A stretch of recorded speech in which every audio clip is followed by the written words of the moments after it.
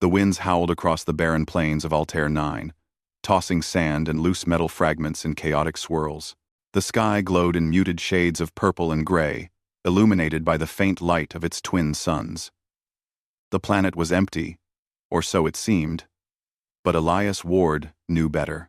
He had spent 20 years exploring planets like this, always trusting his instincts.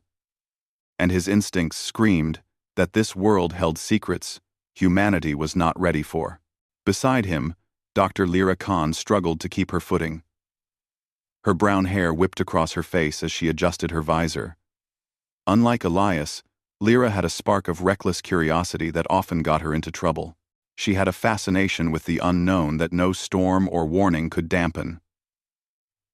Today, it was the alien facility buried beneath the planet's crust that drew her in. Elias adjusted the controls on the hover rig and stopped near the entrance to the facility. It was barely visible, just a dark outline in the jagged rocks. The metal doorway had no recognizable symbols, at least none humans had ever seen. He looked at Lyra. "Stay close. Remember what I said. Don't touch anything unless I tell you." His voice was firm but calm. He had learned over the years that curiosity could be dangerous when dealing with alien technology. Lyra's eyes sparkled with excitement. I know. But it's so fascinating. How could something like this exist here? Alone?"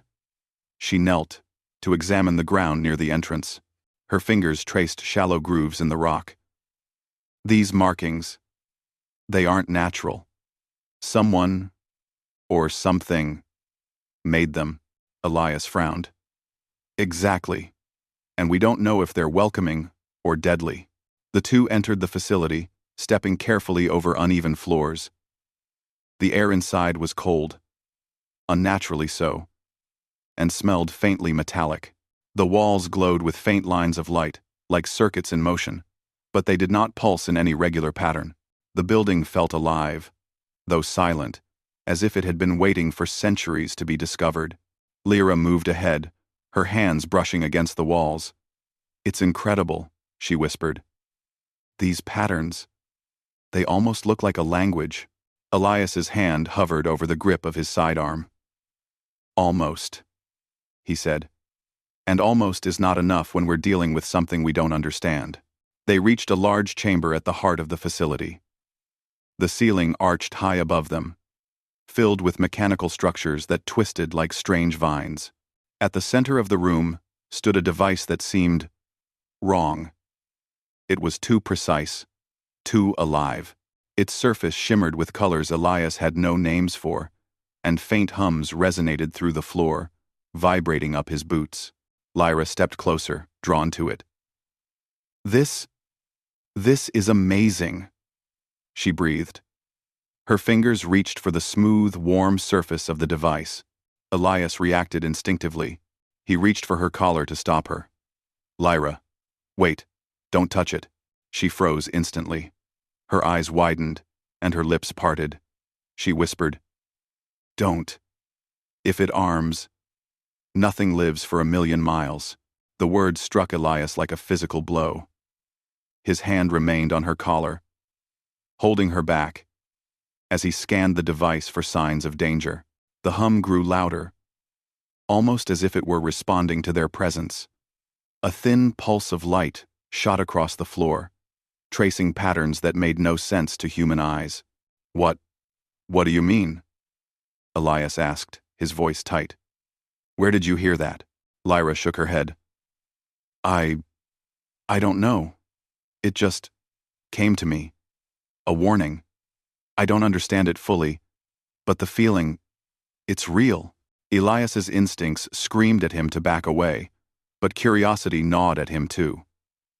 He stepped around the device, careful not to get too close, examining its structure. It was unlike anything human technology could produce, organic and mechanical at the same time.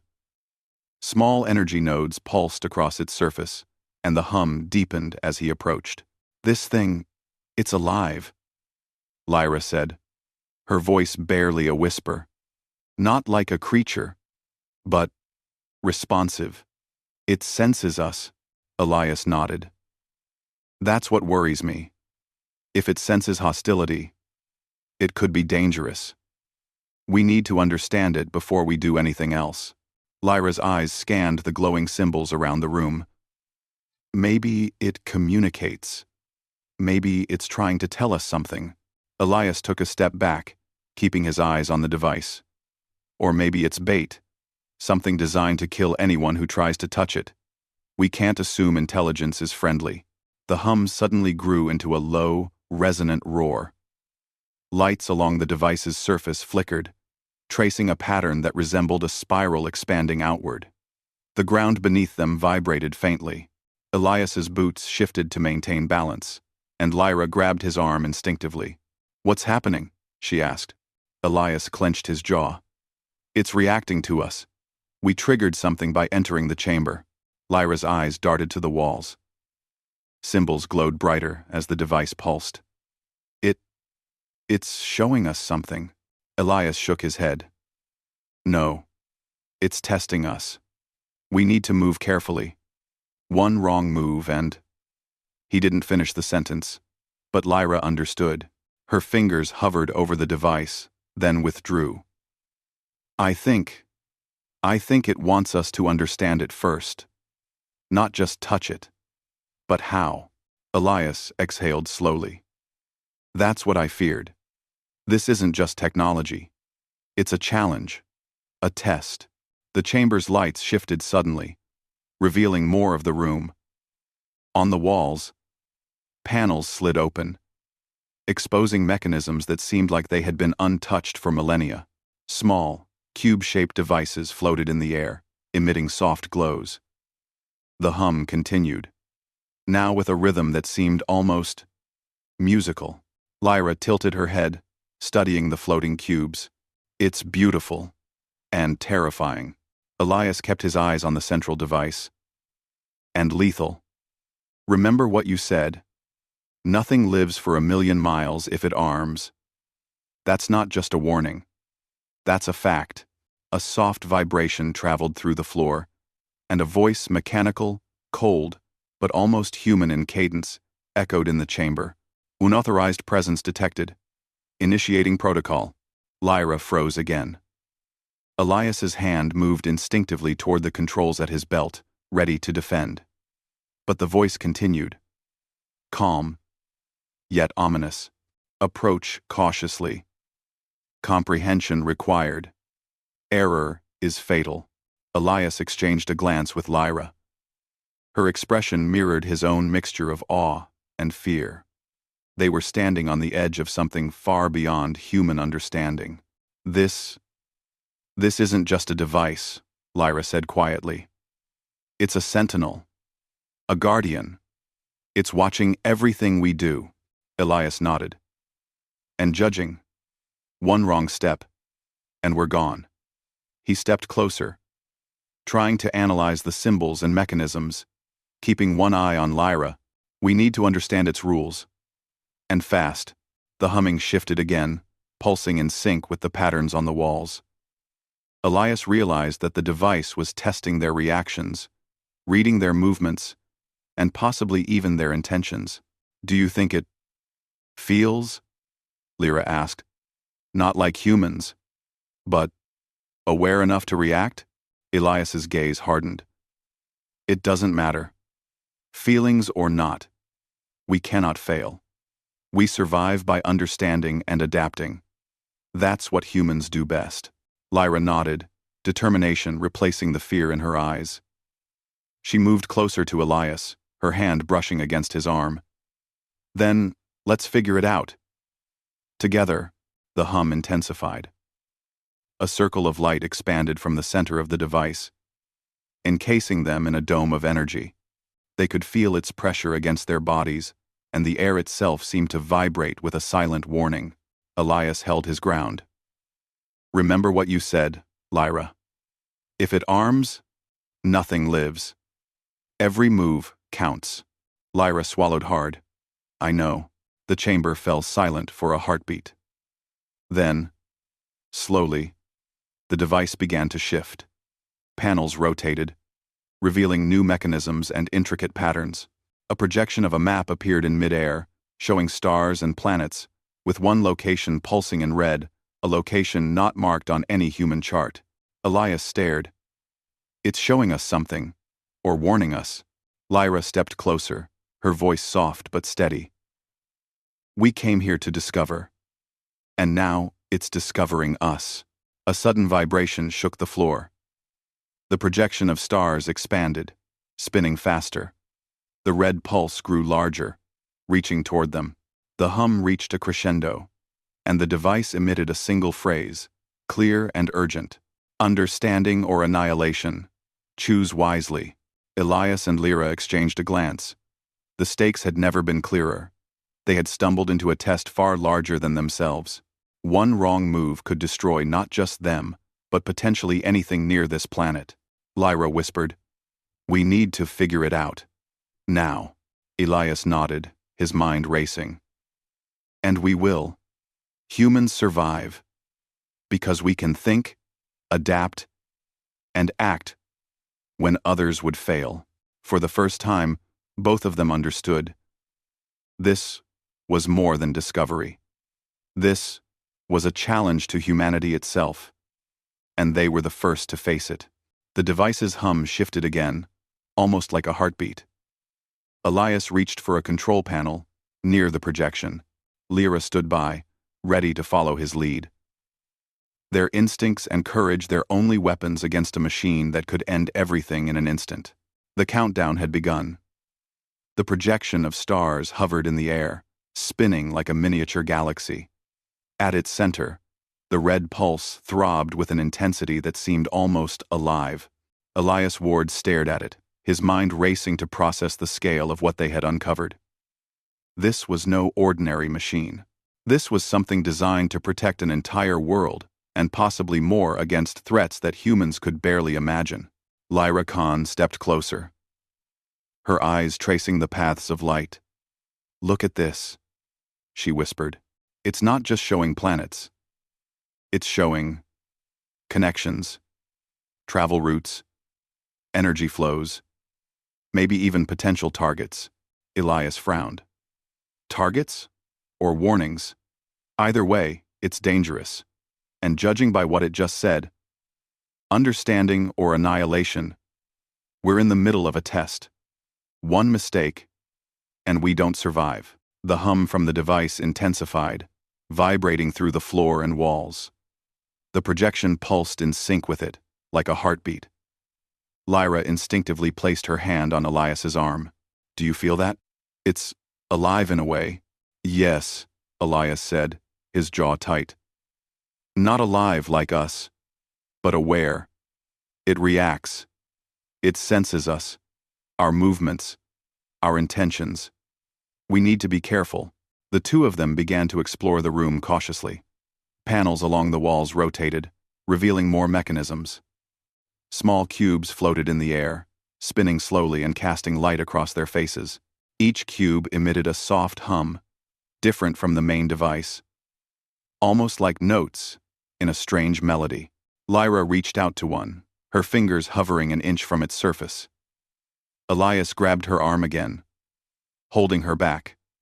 "Lyra, don't touch it. We don't know what it can do." She froze. Her wide eyes met his. "I know. I can feel it. It's waiting, watching, maybe even judging." Elias took a deep breath. "Exactly. And we can't let it judge us wrong. Humans survive because we understand, we adapt, we think. That's what will save us now." The projection shifted suddenly. A series of symbols appeared beneath the spinning galaxy, arranged in a sequence that neither of them could read. Lyra stepped closer, studying the glowing lines. These symbols, they look like language, but not like anything we've seen before. Maybe it's giving us instructions. Elias studied the pattern. Or a warning. One wrong step, and the system will activate. We can't risk guessing. A low vibration shook the floor.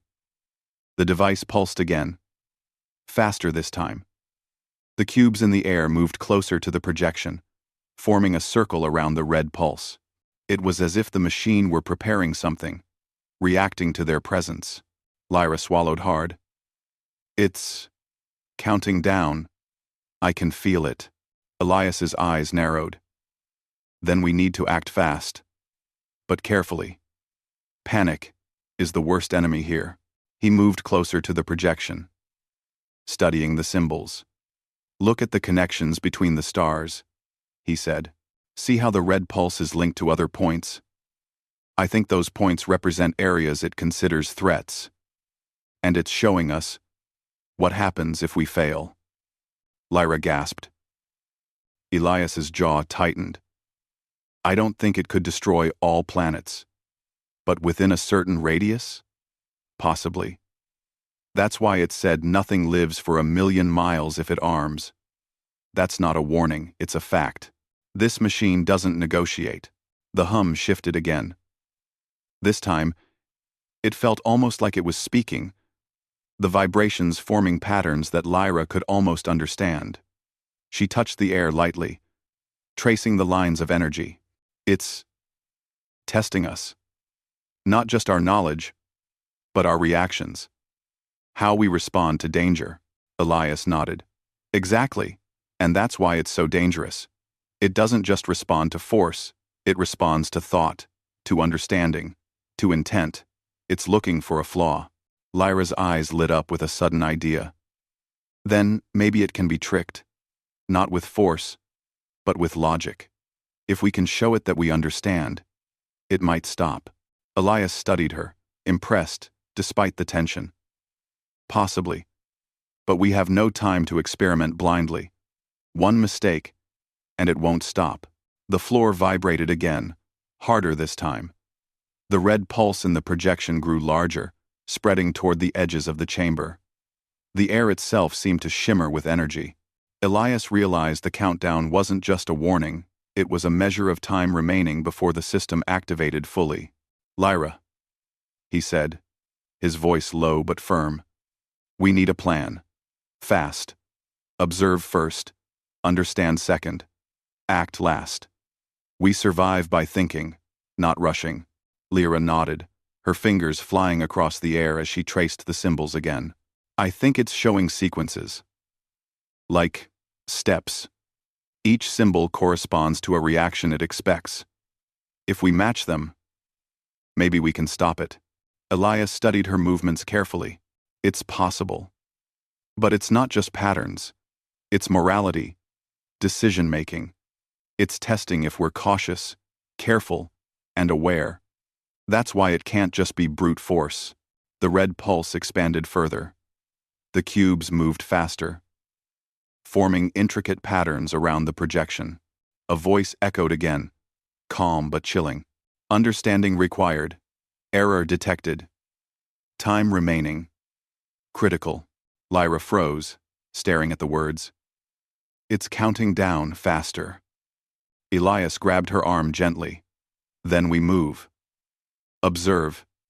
Then act. Every move counts. You understand? Lyra nodded, her determination shining through the fear. I understand. Let's do it. The two of them moved methodically. Elias studied the projection, mapping the connections between the red pulse and the other points. Lyra followed the symbols, interpreting the sequence as best she could. The hum shifted with their movements, almost as if the device were responding to their progress. Suddenly, one of the floating cubes shot toward them, spinning rapidly. Elias grabbed it, trying to steady it. The cube emitted a burst of light, and the projection shivered. Lyra jumped back. Did we trigger something? She asked, her voice trembling. Elias shook his head. No. It's testing reactions. We didn't fail, but we're close. Every action counts. The device pulsed again. The floor vibrated, stronger this time, and the chamber seemed to shrink as the energy field around them expanded. The red pulse grew, almost filling the room. Elias realized that the countdown was reaching its final phase. Lyra, he said urgently, we have one chance. Match the sequence, follow the symbols, and Hope our reasoning is enough. Lyra's hands moved swiftly, tracing the glowing lines and interpreting the patterns. She adjusted the symbols in the air, aligning them with the projection. The cubes followed, forming new shapes and rotating in perfect synchronization. The red pulse flickered. The hum shifted to a higher pitch, almost like a warning. Elias held his breath. Keep going. Don't stop now. The projection began to stabilize. The red pulse contracted slightly, the connections between the points becoming less threatening. Lyra let out a small breath of relief. It's working, she whispered. Elias nodded, but he didn't relax. Not yet. We need to see the final reaction. The device pulsed one last time. The cube stopped moving. The projection settled into a calm glow, and the hum diminished to a steady, gentle vibration. The red pulse disappeared entirely. Elias and Lyra stood in silence, the weight of what they had just survived settling on them. They had faced a machine capable of destroying everything in a 1,000,000-mile radius, and they had survived, not by force, but by understanding, reasoning, and staying calm. Lyra finally smiled, a mixture of relief and triumph. Elias allowed himself a small nod. Yes, and we survived because we acted like humans, observing, thinking, adapting. That's what sets us apart. That's why we endure. The chamber was silent now. The only sound, the distant hum of machinery, running at minimal energy. The device had not disarmed in the traditional sense, it was still active, but it had accepted their understanding as sufficient. For now, humanity had passed the test. Lyra moved closer to Elias. Do you think it will trust us again? Elias looked at the glowing patterns, his expression thoughtful. I don't know. But it doesn't matter. We've learned its rules. And as long as we continue to think, adapt, and act wisely, we can survive anything it throws at us. The two stepped away from the central device, their minds racing with what they had just experienced. The planet outside seemed quieter now, almost peaceful, but they both knew that the real challenge was only beginning. Humanity had survived this encounter. But the universe was vast, full of dangers, and full of mysteries, like this one. Elias glanced at Lyra. One thing is certain. No matter what comes next, humans endure. We survive, because we can face the unknown, understand it, and act with courage. Lyra nodded, her eyes bright with determination. Then, let's keep going. There's more to discover, and more to prove. The chamber remained silent, but Elias could feel the device watching, aware, and ready. They had survived the first test. The universe, however, was far from done. The chamber was quiet now, but the weight of what had just happened pressed heavily on Elias Ward and Dr. Lyra Khan. The central device had recognized their understanding. Yet it remained active, like a sentinel waiting for further proof. Its presence was commanding, almost alive, as though it were observing not only their actions but their thoughts. Elias glanced at Lyra, whose brow was furrowed in concentration. We've passed the first test, he said softly, but I have a feeling this isn't the only one. Lyra nodded, her fingers tracing patterns in the air as she studied the remaining symbols on the walls. You're right. The device accepted our basic comprehension, but it's still a challenge. I can feel it probing, asking more questions, deeper ones.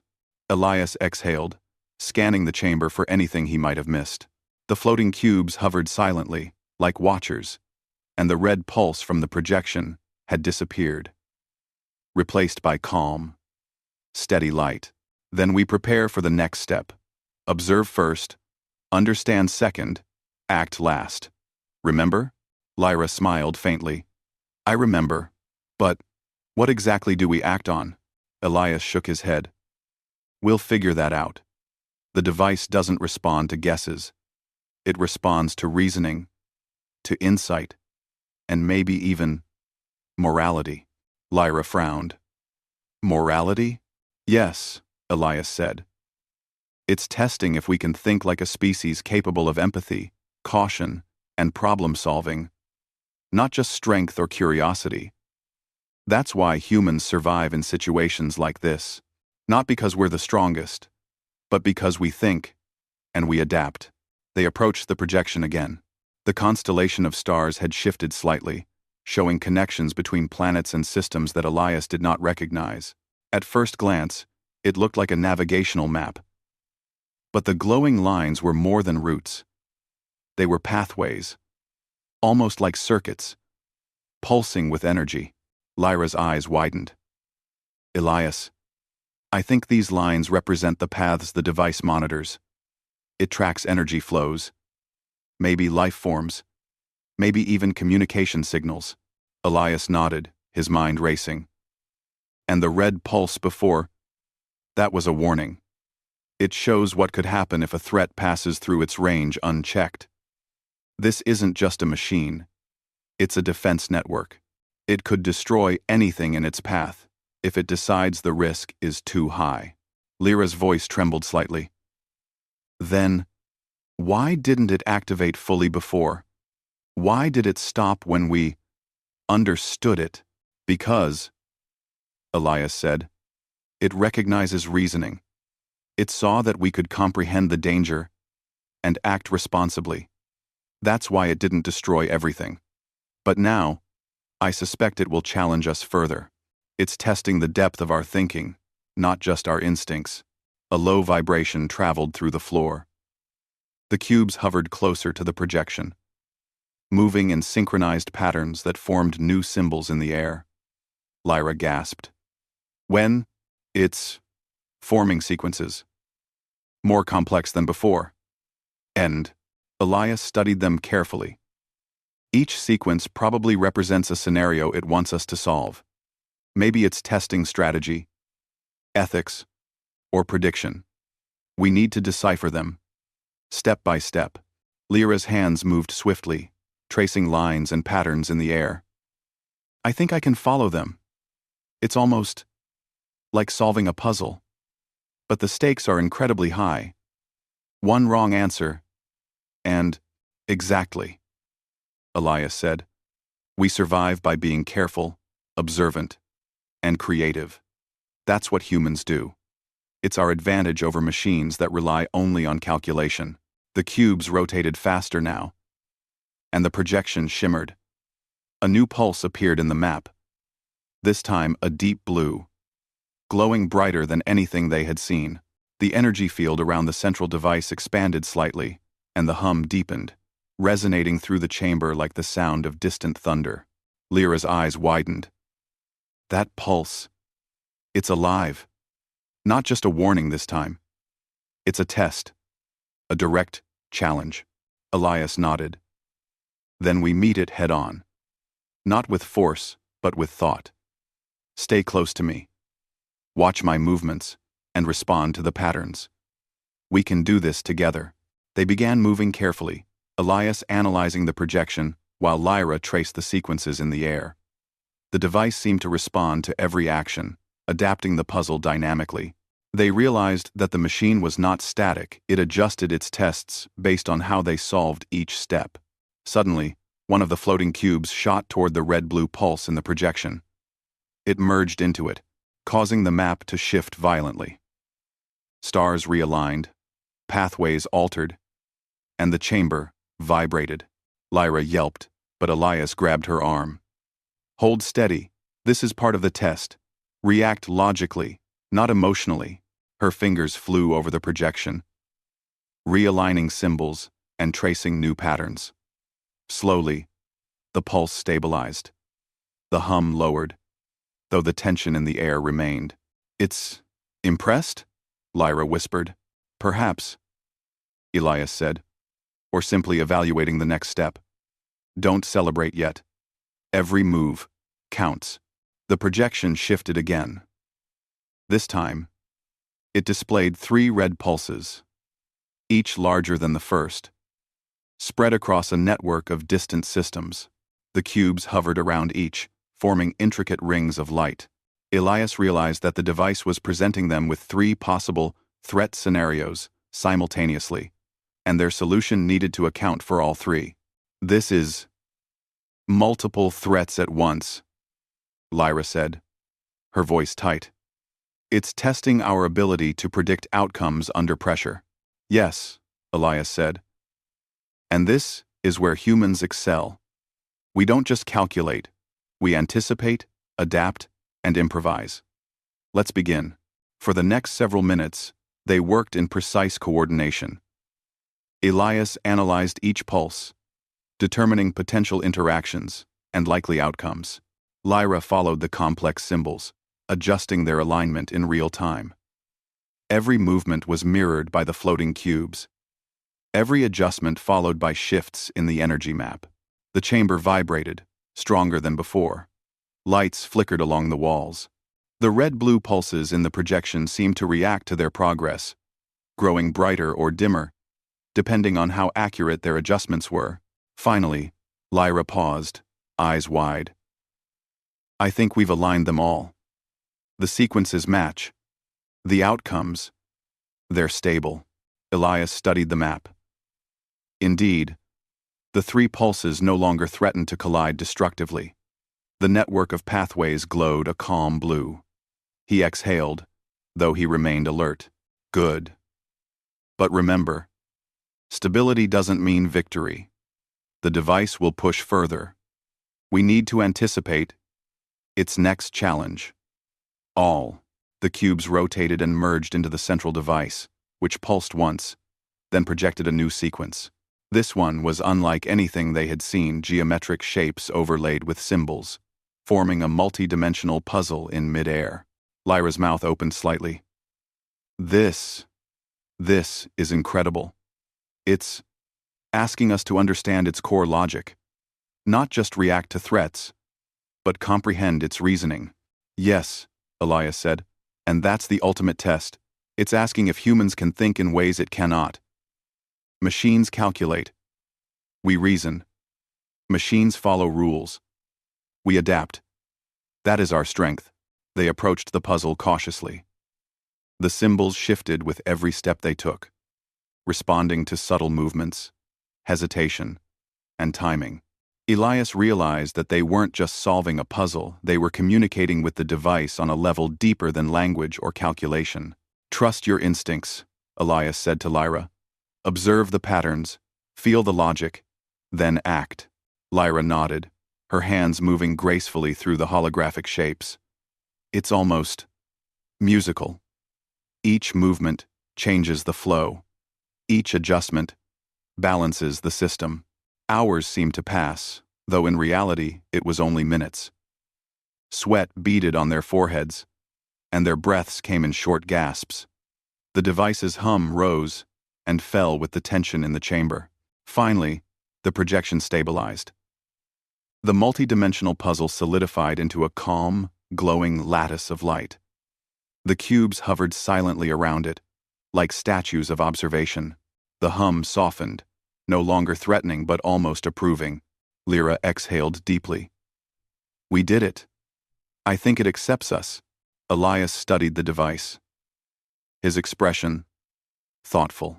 Not fully, but it recognizes our reasoning, our ability to adapt, to predict, and to act responsibly.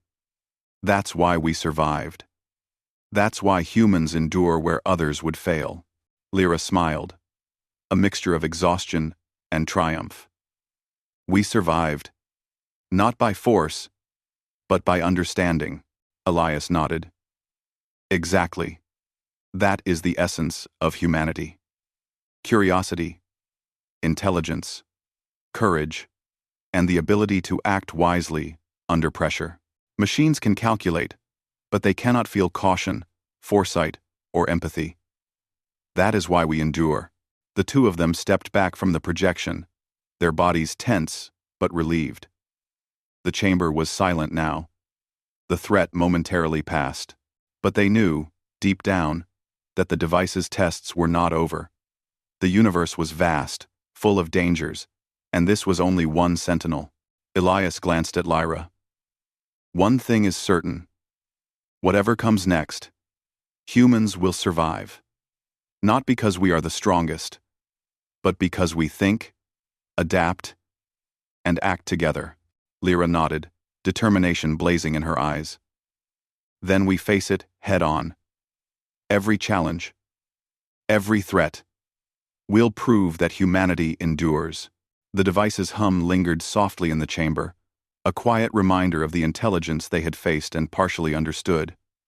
Elias and Lyra had passed the second test. They had survived because they had relied on their wits, their cooperation, and the uniquely human ability to reason under pressure. The journey was far from over. But humanity's potential, its courage, creativity, and resilience, had already begun to shine. They exchanged a look, a silent promise to face whatever came next. The chamber pulsed with quiet energy, the central device now calm, but still glowing with a faint blue light. Elias Ward and Dr. Lyra Khan stood side by side, their minds still buzzing from the second test. The alien sentinel had evaluated their understanding, challenged their reasoning, and pushed them to the edge of their capabilities. Yet, the ultimate trial remained. Elias exhaled and ran a hand through his hair. "This isn't over," he said. "It accepted our reasoning before. But now, I think it will test our creativity, our ability to innovate, and perhaps even our courage. We have to be ready." Lyra nodded, her eyes scanning the projections in the chamber. The previous red and blue pulses were gone, replaced by a new sequence. A lattice of symbols and energy flows more intricate than anything they had encountered before. It was alive, shifting, and adapting with every movement they made. "It's beautiful," Lyra whispered, "but also terrifying. It's like it's thinking faster than we can." Elias placed a hand on her shoulder. "Then we use what we've learned.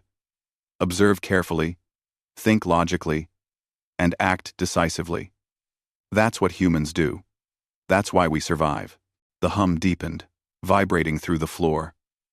A new pulse appeared at the center of the projection, golden, radiant, and almost blinding in its intensity. The device's energy seemed to stretch across the entire chamber, enveloping them in a warm, vibrating field. Lyra's brow furrowed. "It's expecting something. A solution, perhaps, or a demonstration." Elias studied the lattice of symbols, his mind working quickly. "It's testing synthesis now. Not just individual actions or sequences, but how we combine reasoning, creativity, and caution to produce a result it recognizes as safe." The golden pulse expanded, sending waves of energy across the chamber. The floating cubes began moving again, aligning with the pulse and forming geometric shapes that shimmered like sunlight on water. Lyra took a deep breath. "We can do this. We've come this far. We survived the first two tests because we thought, adapted, and worked together. We can do it again." Elias nodded. "Exactly.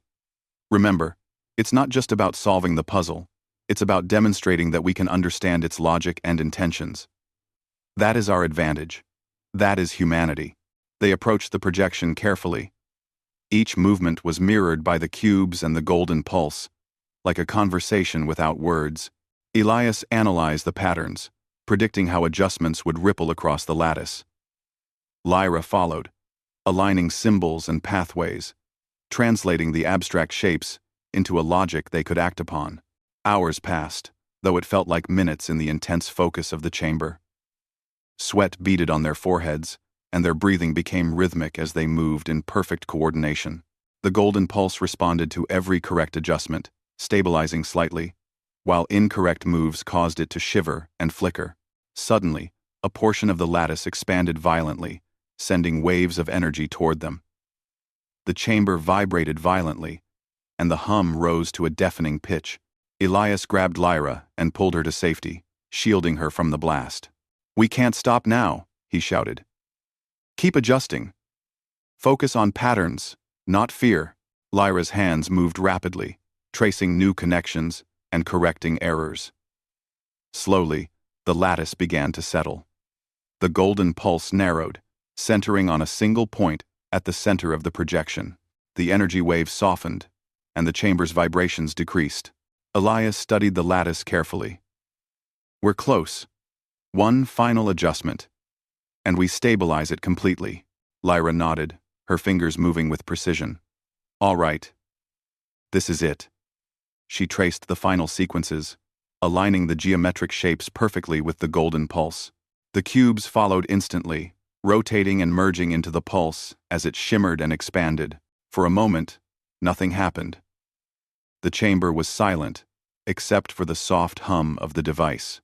Then, the golden pulse contracted, shining brighter than before. And suddenly, the lattice dissolved into a calm, radiant field of energy.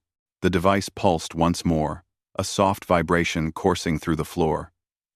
The floating cubes descended and aligned neatly around the central device, now completely still. The hum was gentle, almost approving, as though the machine recognized their success. Lyra exhaled deeply, leaning against Elias. "We did it.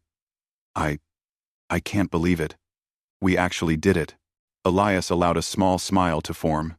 "We survived because we acted like humans. We observed, we reasoned, we adapted, and we trusted our instincts. That is our strength. That is why we endure where others might fail." The projection in the air shimmered one last time before fading completely. The device remained, glowing softly but no longer threatening. It had acknowledged them not just as intruders or subjects, but as beings capable of comprehension, empathy, and careful reasoning. Lyra looked around the chamber. "It's incredible. It didn't just challenge us. It taught us something. About patience, understanding, and thinking beyond fear." Elias nodded. "Yes. That's what makes humans special. Strength alone doesn't save lives. Intelligence alone doesn't save lives.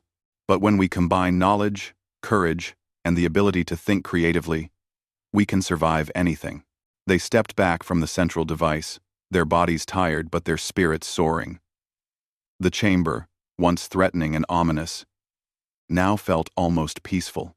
The alien sentinel had tested them, and they had passed.